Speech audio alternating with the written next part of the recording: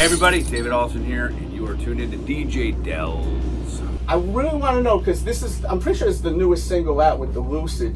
You did a collaboration with Violent J from... Yeah. How did that come apart? That was Vinny's idea. Yeah? Yeah, Vinny's, he's a whack job, man. He's like a true fucking rock star, that guy. And they're Detroit guys. I was just so shocked when I heard that record, in a pleasant way. I was like, yo, this is really cool. I mean, you had, you know, it got a hip-hop vibe to it. You've got the Faith No More epic vibe going on with it. Yeah. And then you have Vinny singing on the hook.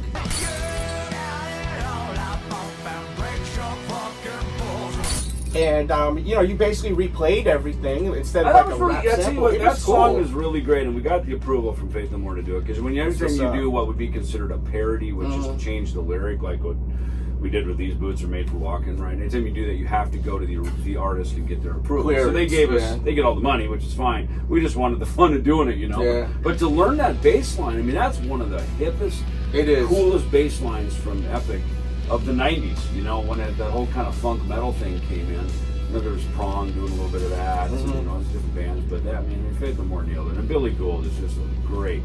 Are we going to get a visual for that, or are you still up in the air? A music video? You don't know yet? I hope so. True. I think that could really break the internet. Yeah. Okay. So, you know, that's something about Vin is cool, man. It's, you know, Sponge, I remember in the 90s, like Cryptic Writings, for instance, was a big competitor at radio, right? So they're always jockeying for the top 20, top 10, top 5, trying to get the number 1. Yeah. You know, so around us was obviously Creed, you know, certainly Metallica, but, you know, then there were other new bands like Sponge, you know. Yeah, was it Rod and Pinata around that time? Yeah, it was always up there. That was a banger, too. So we were competitors back in those days, but everybody loves Sponge. You know, I always say they're like Cheap Trick. Everybody loves them. They're just a cool band that, and Vinny is just Vinny's a rock star, man. He's a rock star, man. He's he's a cool guy. It's been fun working with him. He comes up with very out of my genre. Maggots. He comes out of my genre of ideas, you know, and that's what's fun. You know, about working with, like I said, you know, the first 20 years of my career, the Fist, you know, all Megadeth. Yeah. But then when the band disbanded, it was like, well, now I guess it's time to go explore some other stuff, you know. And sometimes you stay close to what you know, metal, and because you think sometimes, well, my fans want me to be this. But, you know, at some point, you do that because maybe professionally that is part of the equation. But then there comes a point where it's like, well, what do I want to do? You know, and now I think we're certainly of an age that it's sort of like, well, what do we want to do? You know, just you know, just because we're out here doing the Mega Years as part of this tour, this doesn't mean that the Mega Years has to always be the sound of what we do either. You know, you guys are musicians. You love music clearly, or you wouldn't be doing this shit no more. Yeah. So why not experiment and try different stuff? I mean, you know, it's like a rolling frat room. Remember? I mean, it's like.